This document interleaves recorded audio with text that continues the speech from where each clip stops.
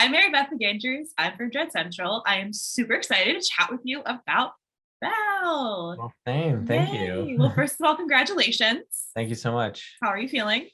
I'm feeling, I mean, it's very surreal. It's crazy to be working on something for so long, especially through the pandemic, and then have it finally be released to the world.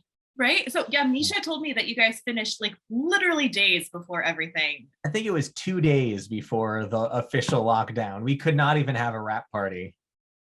That's great. That is wild. And so you spent the pandemic working on the film and hoping and praying that it was going to happen. I would imagine.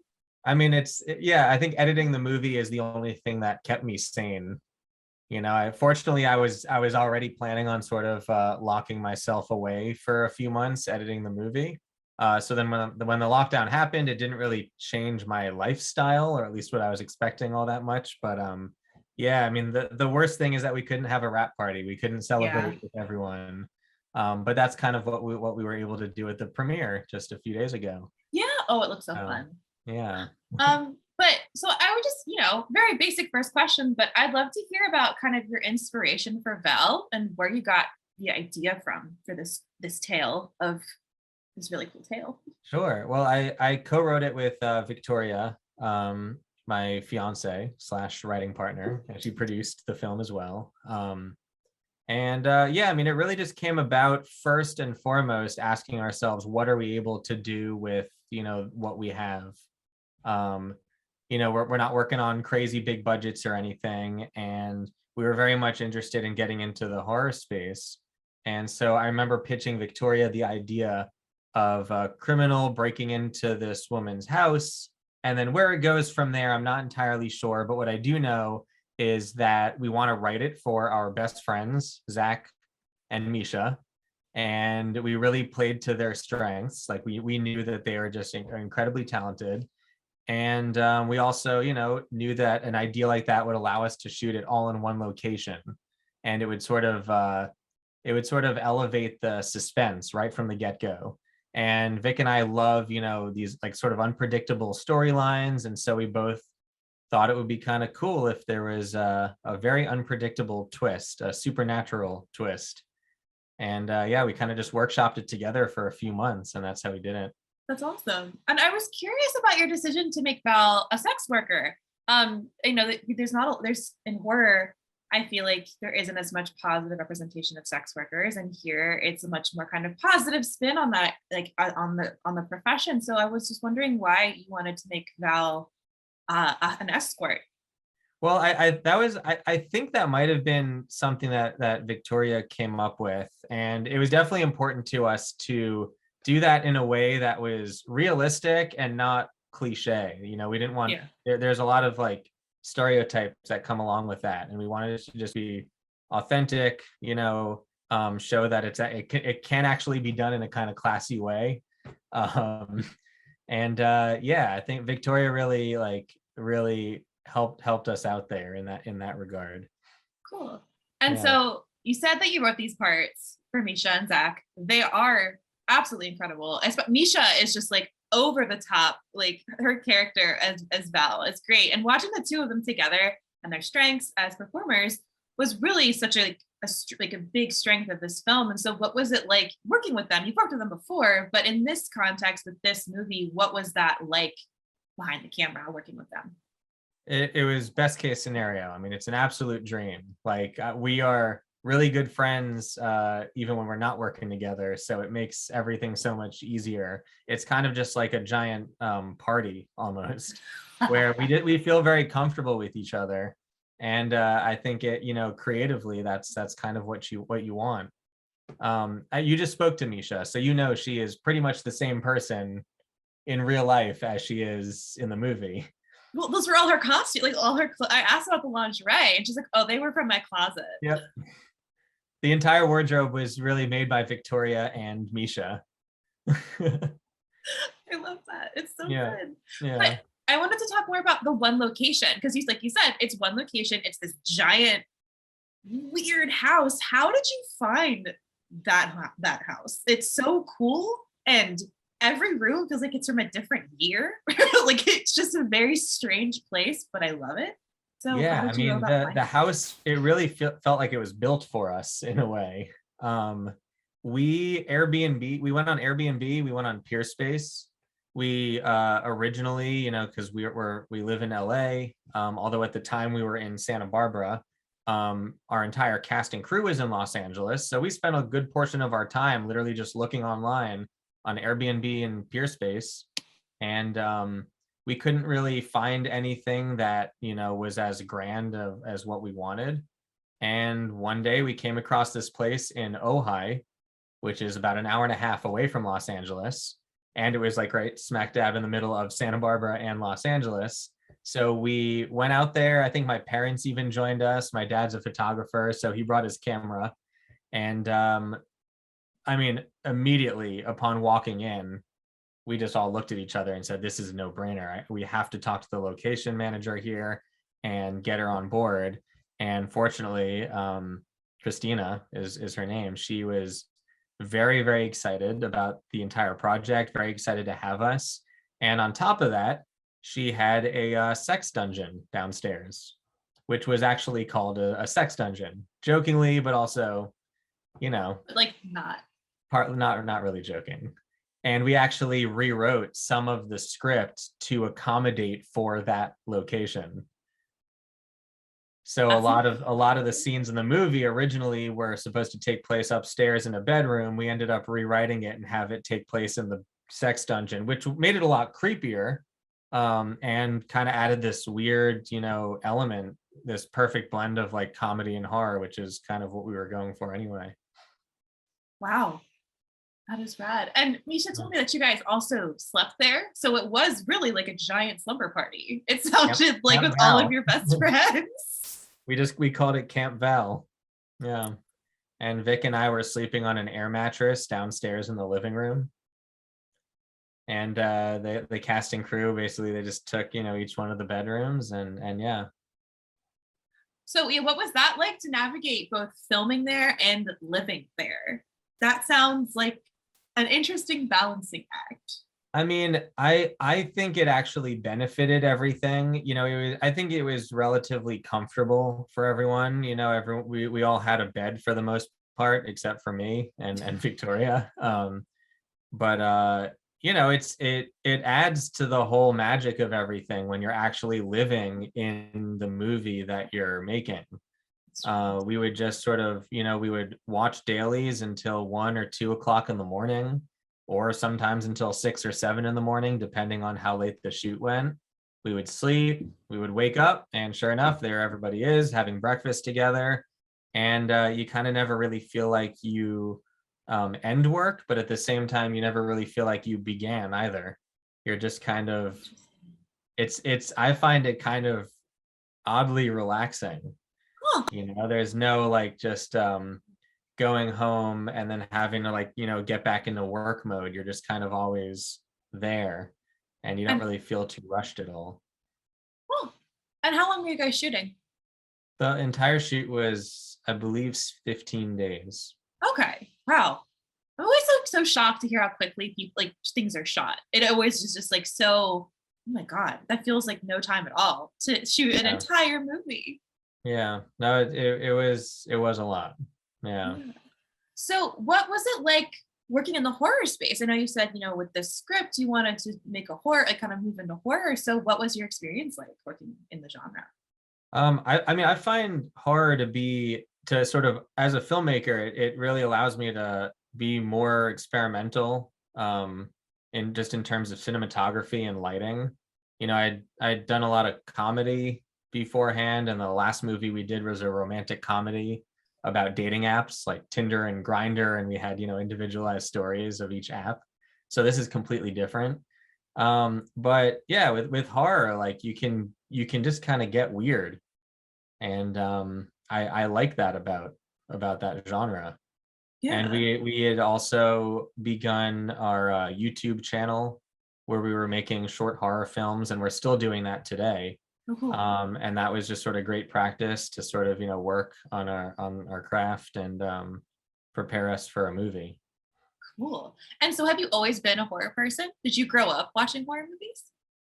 I mean, I did, and oddly enough, like the first movie I ever made in like 10th grade in high school was a horror comedy. It was a zombie mockumentary.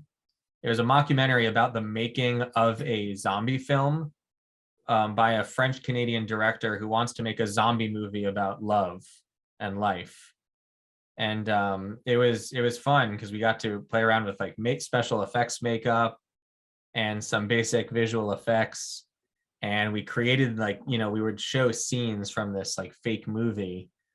And so, we would have like work with fog machines, and I remember it just being a blast. And That's also kind of what got me excited to be a filmmaker to begin with, was that experience. And then oddly enough, I kind of swerved and did a lot of comedy over the years. And now just over like the past few years, I've kind of found my way back into horror. That's awesome. So like growing up, what kind of horror movies did you like to watch? Like, do you remember your first horror movie that you ever saw? The first horror movie that I ever saw that really resonated with me was Evil Dead.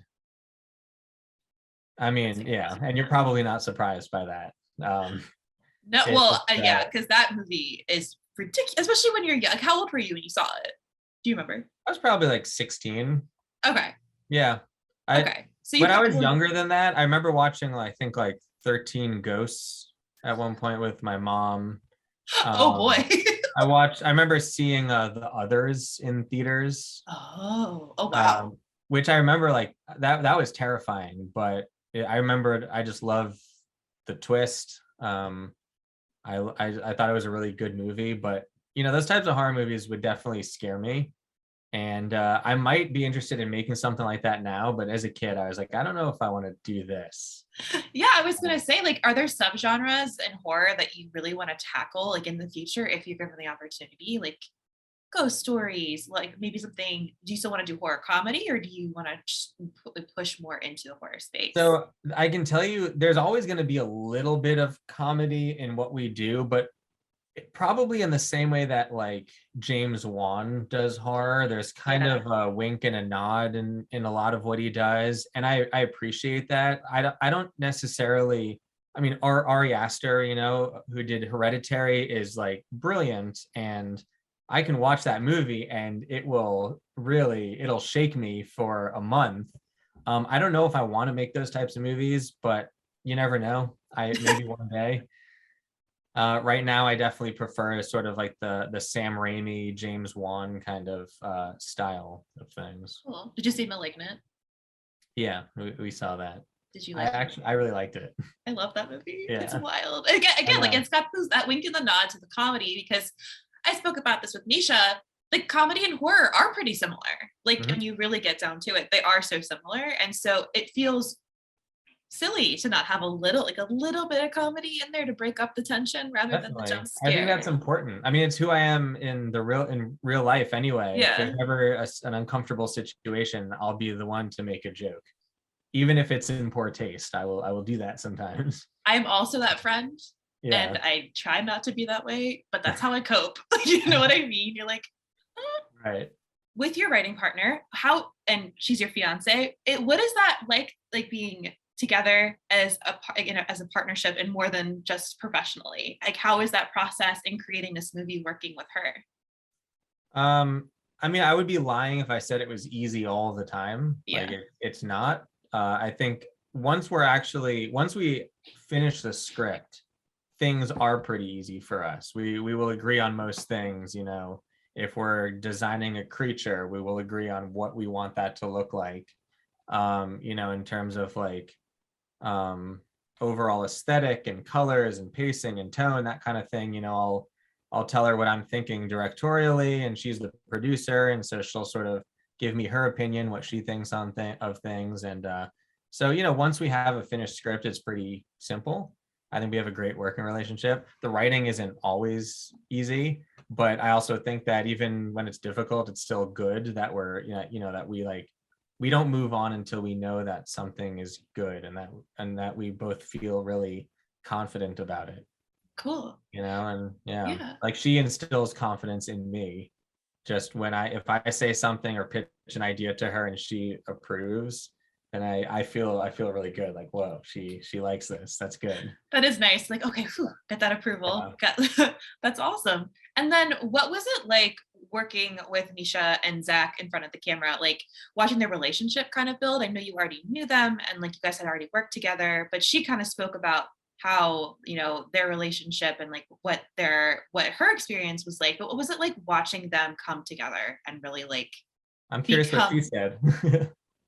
she said that you got that they both have very different styles and it like worked really well because he's very meticulous in watching back each take and like himself kind of analyzing the playback, and she hates watching herself. That's and so true. that Yeah. and then, you know, she just I what else did she say? Just how they have different ways of performing, but they worked really well together and it was great, and how easy he was to work with is what she talked about. And also his pregnant wife and how you were worried that she was going to That's give true. birth any During the day. entire movie, he was sort of, you know, that was like in the back of his mind that his wife is about to give birth. So it added this extra layer. But yeah, I mean, that's definitely true what Misha said. Zach would be with us at 1 o'clock in the morning watching dailies, and Misha was already asleep or downstairs, I don't know, doing something else. But yeah, I mean, because I know them so well, and we sort of envisioned each one of them for the part as we were writing.